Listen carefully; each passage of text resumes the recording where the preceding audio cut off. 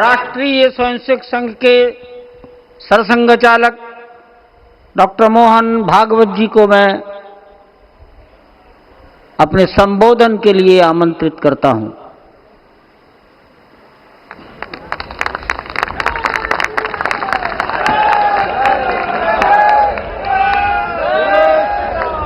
देश के सम्माननीय यशस्वी और जयस्वी प्रधानमंत्री जी आदरणीय नरेंद्र जी मोदी,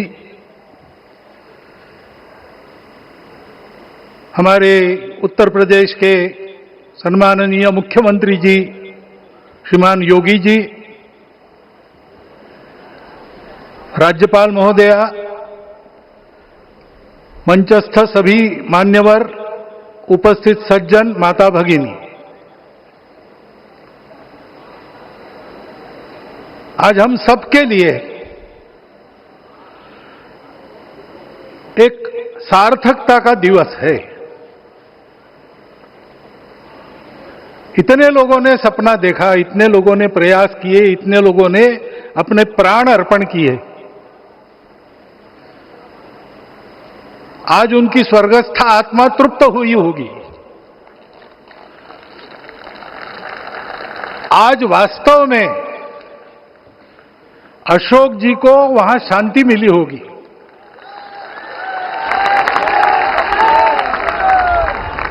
महंत रामचंद्र दास जी महाराज, श्रीमान डालमिया जी, कितने संत, कितने गृहस्थ, कितने विद्यार्थी,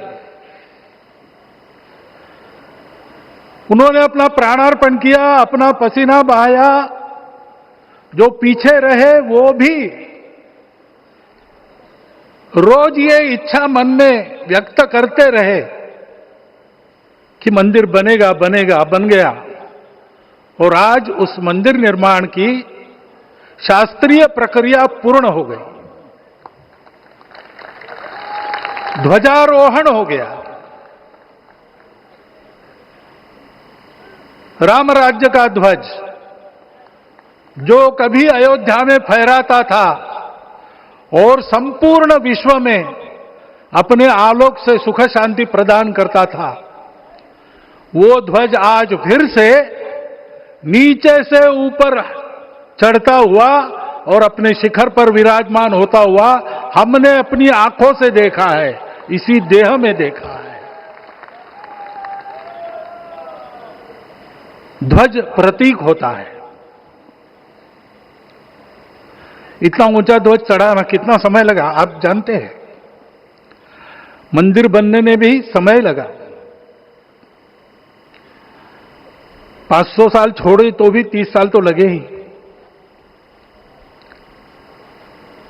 उस मंदिर के रूप में हमने कुछ तत्वों को ऊपर पहुंचाया है।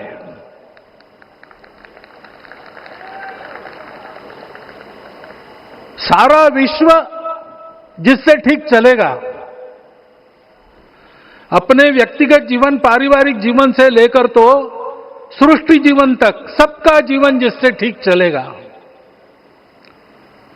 वो धर्म, उस धर्म का प्रतीक भगवा रंग, वह इस ध्वज का रंग है। ये धर्म ध्वज है।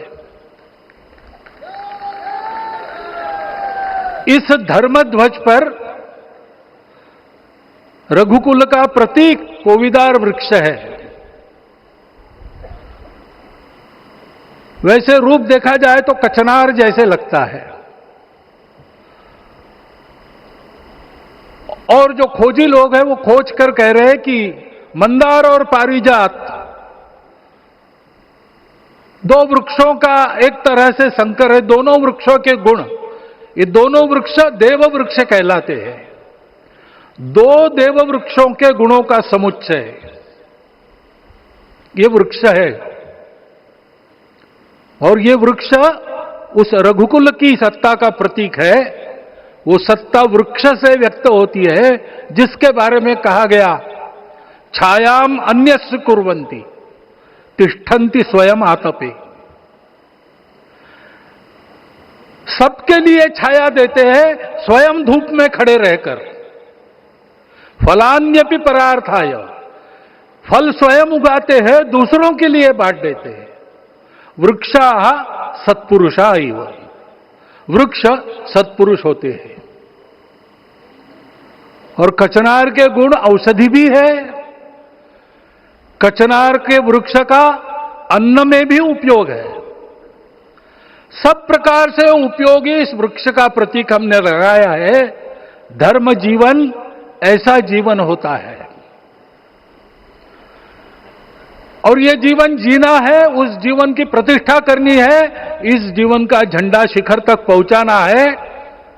चाहे जितनी प्रतिकूलता हो, चाहे जितनी कठिनाइयां हो, साधनहीनता हो, सारी दुनिया स्वार्थ में बहती होगी, लेकिन हमारा संकल्प है। सूर्य भगवान उस तेज के, उस संकल्प के प्रतीक है। उनके रथ का एक ही चक्र है। 4 चाक वाली गाड़ी यहां भी एक्सीडेंट करती है, तो एक चक्र चलाना है, और रास्ता खराब भी नहीं, रास्ता है ही नहीं। अधांतर में चलो रथस्य एकम चक्रम। रथ चलाने के लिए 7-7 घोड़े, उनको नियंत्रण करने के लिए सांपों के लगाम है, और रास्ता नहीं है, और सारथी जो है उसके पैर नहीं है। ऐसी गाड़ी चल सकती है क्या? कंप्यूटर में डाटा डालेंगे, कहेंगे नहीं चलेगी। लेकिन बिना थके रोज पूरब से पश्चिम, पूरब से पश्चिम जाना आना सूरज भगवान कर रहे हैं। क्योंकि कार्य की सिद्धि स्वत्व के भरोसे होती है। हिंदू समाज ने लगातार 500 साल और बाद के दीर्घ आंदोलन में अपने इस स्वत्व को सिद्ध किया, और रामलला आ गए, मंदिर बन गया। यही बात सत्य पर आधारित धर्म, सत्य जो प्रतिनिधित होता है ओंकार से, वो सारी दुनिया को देने वाला भारत हमको खड़ा करना है।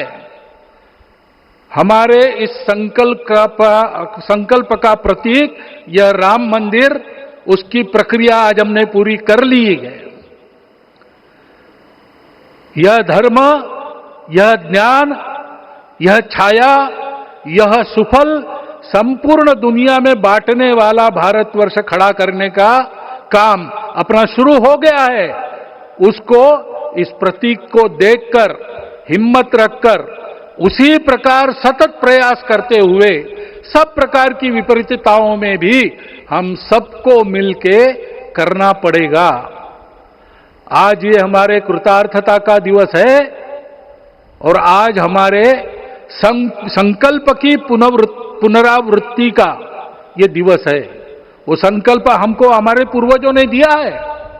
एतद् देश प्रसूतस्य सकाशाद अग्र जन्मनात्।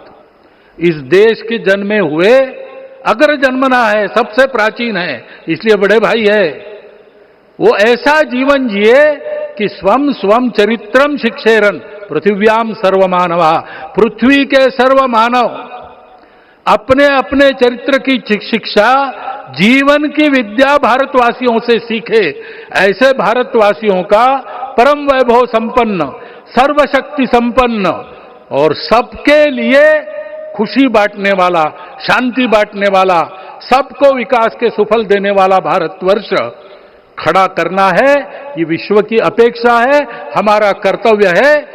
मंदिर में श्री राम लला विराजमान है, उनका नाम ले और इस कार्य की गति हम बढ़ाए।